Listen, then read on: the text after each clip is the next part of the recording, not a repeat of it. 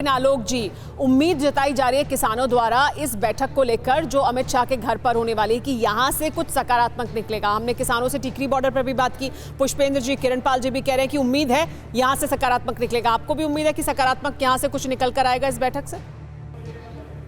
देखिए, मुझे लगता है कि सरकार अगर अपनी नीयत को ठीक करने देगी तो सकारात्मक कदम अपने आप उठने शुरू हो जाएंगे। लेकिन 5 जून जिस समय कोरोना का हाहाकार था, 5 जून को ऑर्डिनेंस के माध्यम से चोर दरवाजे से जब ये कानून लागू किया गया, सरकार की नीयत में खो और यही कारण है कि अकाली दल जैसे 45 साल पुराने इनके अलायंस भी इनको छोड़कर चले गए। अगर आज सरकार नीयत अपनी ठीक करे, लेकिन चाणक्य नीति में केवल नीति रहती है, नीयत नहीं है। अभी भी डिवाइड एंड रूल का फार्मूला सरकार तो बातचीत आप करते हैं। आज 2.5 महीने से किसान पंजाब में, हरियाणा में आंदोलन कर रहा था, तब आपने बातचीत क्यों नहीं की? हम तो आज भी कह रहे हैं कि आप इन तीनों कानूनों को रद्द कीजिए, कहिए हम किसानों से बात करके दोबारा से इन कानूनों को लाएंगे। किस रूप में लाएंगे उस पर डिवाइड एंड रूल कैसे कर रहे हैं? डिवाइड कैसे कर रहे हैं किसानों को?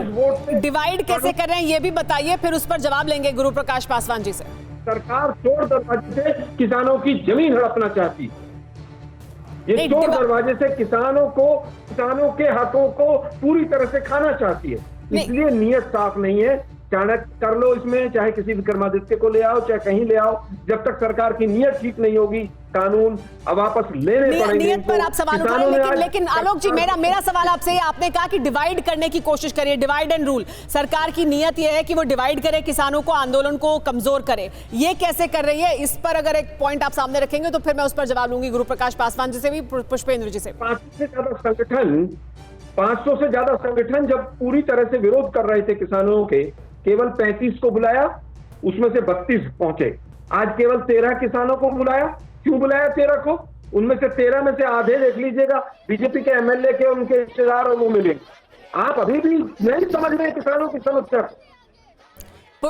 गुरु प्रकाश पासवान जी, क्या ये नीति है? अपने लोगों को बुलाओ, उनके साथ बैठक करो, 500 संगठन है तो फिर क्यों ये सिलेक्टिवनेस?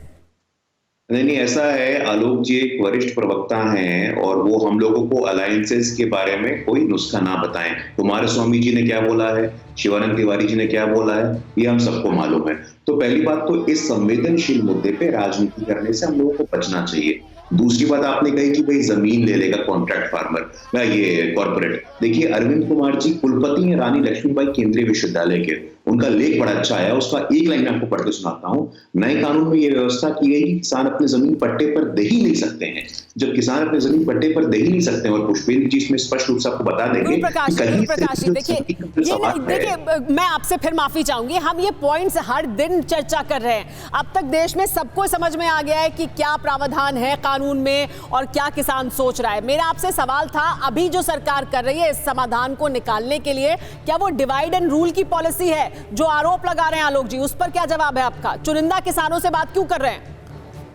नहीं, देखिए, आलोक जी की पार्टी जिस आधार पे अब तक राजनीति करती आई है वो उसी प्रकार के वोकैबुलरी का इस्तेमाल करेंगे। तो डिवाइड एंड रूल तो इनका अमली जामा रहा है, हम लोग उस पर कोई टिप्पणी करना उचित नहीं है। हमारी निष्ठा, हमारा विश्वास पूरे तो होने दीजिए, सुमेरा जी, पूरा होने दीजिए। हमारी निष्ठा, हमारा विश्वास लोकतंत्र और संवैधानिक संस्थानों पे बातचीत से, समन्वय से, संवाद से समाधान निकलेगा।